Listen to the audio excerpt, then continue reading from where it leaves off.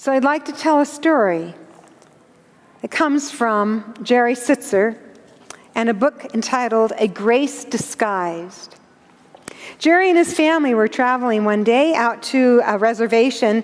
As homeschool parents, they wanted to expose their kids to other cultures and so forth. And so they had arranged with the chief of that reservation to bring their family out to a powwow and to be able to enjoy this cultural experience. And they invited Jerry's mother to go along. So in the van was Jerry, his wife, their 4 children, and his mother. And they had spent an amazing day out at the powwow. On the way home, they were driving back. Their windshield was headed into the western setting sun, and the opposite car had the sun behind them. But as Jerry was driving down this long stretch, he could see a car coming right towards him. And as he did, at the very last minute, before anything corrective could ever happen, the car crossed over the line and hit Jerry's vehicle with all of his family in it. The rate of speed that each of them were traveling were too much. And the cars both spun around, and the dust and the smell and the gears and the noise and the crash. And when everything settled, Jerry discovered that his mother had died. His wife was dead, and so was their 2-year-old baby daughter. 3 generations in his family taken in one car, missed calculation. Took a long time for the first responders to get there on the reservation and to get them back. And so for a long time, it was just the 2 men in the other car that survived. Jerry knew who the driver was by where he got out of the car, but didn't know them. 6 months later, justice is supposed to be taking place. And the driver of the car is supposed to be sentenced for his crime of a DUI, the felony of killing other people under the influence. Jerry and his attorney felt that everything was pretty obvious, pretty clear, and so as they got to the courtroom that day, the attorney who was representing the driver, the drunk driver, got up and he went over to the jury box. And he said, "You've heard all of the testimonies. You've seen all of the evidence. But there's one piece of evidence that you do not have. There is no evidence that proves to you today which of the 2 men in that car was the driver. We only have the word of the driver of the other car.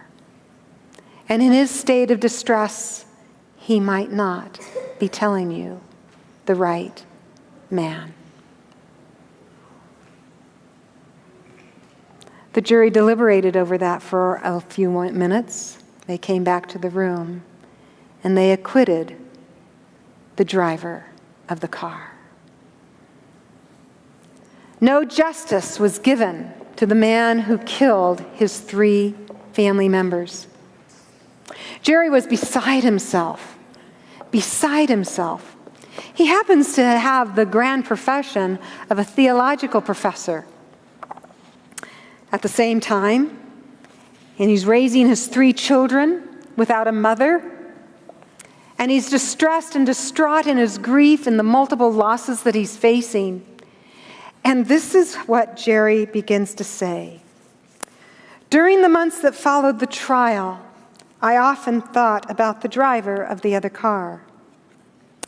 I fantasized reading reports in the newspaper that he had died hideously, or that he had committed a crime and was put behind bars for life. Wouldn't you want justice to take place? I wanted to see him suffer and pay for the wrong I believed he had done.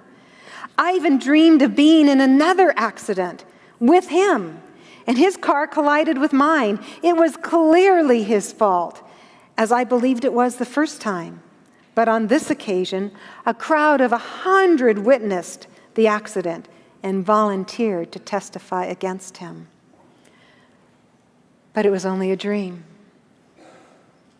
it eventually occurred to me that this preoccupation was poisoning me.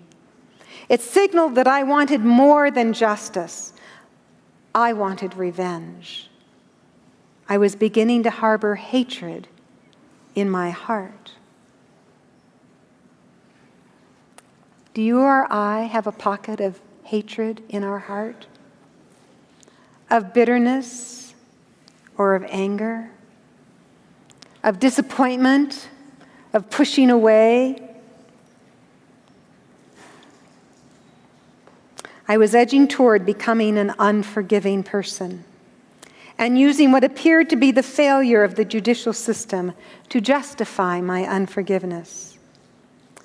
I wanted to punish the wrongdoer and get even. The very thought of forgiveness seemed abhorrent to me. And I realized at that moment I had to forgive. If not, I would be consumed with my own unforgiveness.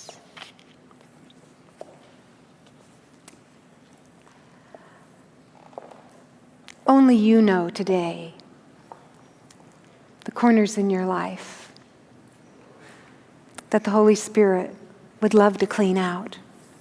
Those back cupboards, those rugs that have been swept under for years and years. The things that you are holding, the resentment that you are against somebody else. I don't know that, but God knows that.